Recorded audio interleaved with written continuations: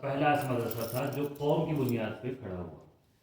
تو اب جتنے مدرسے بھی ایسے چل رہے ہیں، خواہ بریلوی مکہ میں فکر کے ہوں، اہل حدیث والے ہوں، وہ سب اس حساب سے دیوبند کے سے جڑے ہوئے ہیں کہ اس نے یہ راستہ دکھایا کہ سرکار سے فنڈ نہیں لینا، پبلک سے چلانا ہے. تو دیوبند کی اس طرح پوری دنیا میں چھاپ ہے. امریکہ میں چلے جائیے، افریقہ میں چلے جائیں، ادھر آسٹریلیا نیوزی لینڈ میں چلے جائیں، ہر جگہ جو دینی ادارے قائم ہیں مدرسے، وہ دیوبند کی شاخ ہے. اس کے بچے ہیں، سمجھ جائیے، کوئی بھی چلائے اس کو، کسی بھی مسلک کے، کسی بھی فرقے کے لوگ. ایسے ہی تبلیغی جماعت کا کام کون انکار کر سکتا ہے؟ اتنا بڑا. ابھی میں آ رہا تھا تو جو لوگ میں ابھی کھارگھر ہے نا، کھارگھر میں اجتماع ہوا تھا، بہت کامیاب اجتماع ممبئی میں. کوئی ٹریفک نہیں، کوئی بھگدڑ نہیں مچی، لوگ پریشان نہیں ہوئے. بہت بڑا مجمع تھا، کسی کو وضو کرنے کے لیے انتظار نہیں کرنا پڑا، لائن نہیں لگی، اتنا بڑا وضو خانہ بنا رکھا تھا اور رسید کوئی نہیں کٹتی. تو تبلیغی جماعت کے اتنا منظم کام، بلا کسی آن لائن تحریک کے، نہ کسی کوئی اس کو پیچھے. یہ لوگ کرتے ہیں تو یہ تو اپنا پرشاسن لگا دیتے ہیں، پولیس والے لگ جاتے ہیں، پورا محکمہ لگ جاتا ہے، RSS کی ٹیم کام کرتی ہے، PM صاحب بھی لگ جاتے ہیں اس میں. لیکن یہاں تو کوئی ایسی طاقت نہیں تھی. اور پوری دنیا میں یہ کام ہوتا ہے. تبلیغ جماعت کے اثر کا، اس کے رسوخ کا، اس کے پھیلاؤ کا تو کوئی انکار نہیں کر سکتا. یہ بھی ایک ایسے عالم نے شروع کیا جو دیوبند کا پڑھا ہوتا ہے، اسی دیوبند کے مدرسے کا. ہندوستان کو آزاد کرنے کی بات ہمارے ہندو بھائیوں کے ذہن میں نہیں آئی تھی انگریزوں سے، مسلمانوں کے ذہن میں آئی تھی. ہم لوگ کے ملک میں پڑھایا جاتا ہے کہ 1857 میں آزادی کی جنگ شروع ہوئی اور 1947 90 سال بعد ملک آزاد ہوا، پر یہ صحیح نہیں ہے. آپ ٹیپو سلطان کو جانتے ہیں، وہ تو 1798 میں شہید ہو گئے تھے، 1857 سے بہت پہلے. لیکن وہ لوگ تاریخ کو بدلنے کی کوشش کر رہے ہیں. مسلمانوں نے پہلے شروع کیا. تو جو دیوبند کا جو مدرسہ بنا، اس نے ملک کو آزاد کرنے کے لیے تحریک چلائی تھی. ملک آزاد بھی اسی کے اس پہ ہوا تھا. بلکہ آپ اور اس کو پھیلائیں گے تو ورلڈ وار جو ہوئی تھی، اس کے نتیجے میں خلافت جو ہماری عثمانی سلطنت تھی ختم ہو گئی. اس خلافت عثمانیہ کی مدد کرنے کے لیے دیوبند سامنے آیا تھا. آپ کو پتا ہوگا کہ دیوبند میں کے مدرسے میں آپ صلی اللہ علیہ وسلم کا جبے کا رومال رکھا ہوا ہے. آپ کو پتا ہوگا، لوگ دیکھنے جاتے ہیں. حضور کا جبہ جس رومال میں لپیٹا ہوا تھا وہ وہاں پہ رکھا ہوا ہے شیشے میں. ترکی گورنمنٹ نے دیا تھا. کیوں؟ اسی وجہ سے کہ انہوں نے ہماری مدد کی تھی. تو بہت بڑا ادارہ ہے دیوبند.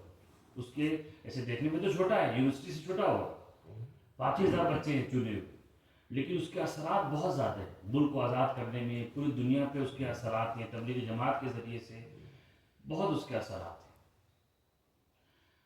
تو میں یہ کہہ رہا تھا کہ ہم لوگ یہاں پہ جو تو مولانا قاسم نانوتوی جو اس کے بانی ہیں، ان کے بارے میں بتا رہا تھا میں، اس مدرسے کے بانی، وہ جب یہاں پر پہنچے تھے مدینہ منورہ میں، تو اس سے پہلے جب مدینہ نظر آتا ہے دور پتھریلی وادی سے، حسبہ اس کو بولتے ہیں، پتھریلی کالے پتھر ہے وہاں پہ، تو وہیں سے وہ اونٹ سے کود پڑے قافلے سے اور ننگے پاؤں دوڑنے لگے دیوانہ وار.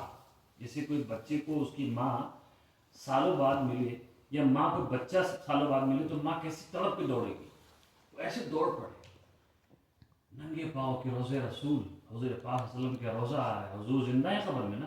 ہمارا تو عقیدہ ہے کہ اللہ کے رسول اپنی حیات جس حالت میں بھی زندہ ہے قبر میں،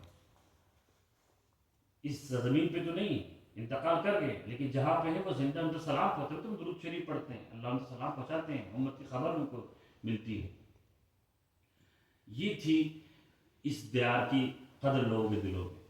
بلکہ یہ بریلوی لوگ ہیں، ہم ان کو بہت سی مرتبہ برا بولتے ہیں، کچھ چیزوں میں بہت اچھے ہیں، لیکن ان کو خود پتہ نہیں کہ وہ کچھ کام بڑے کرتے ہیں. ایک کام، ان کے نزدیک مدینہ کا احترام بہت زیادہ ہے، چاہے وہ اب ان کو خود پتہ نہیں ہے. لیکن یہ شروع کہاں سے ہوا؟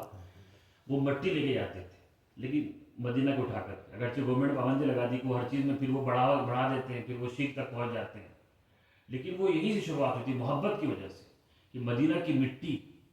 لہذا ہمارے خود دیوبند کے بہت بڑے بزرگ مولانا قاسم نانوتوی کے ساتھی رشید احمد گنگوئی رحمۃ اللہ علیہ، جو حضور کے روضے کی مٹی اپنے آنکھ میں ڈالے تھے، آنکھ چلی گئی تھی. یہ محبت تھی ان لوگوں میں. اس دیار کی، ہم لوگ یہاں موجود ہیں، اس کی قدر کرنی چاہیے۔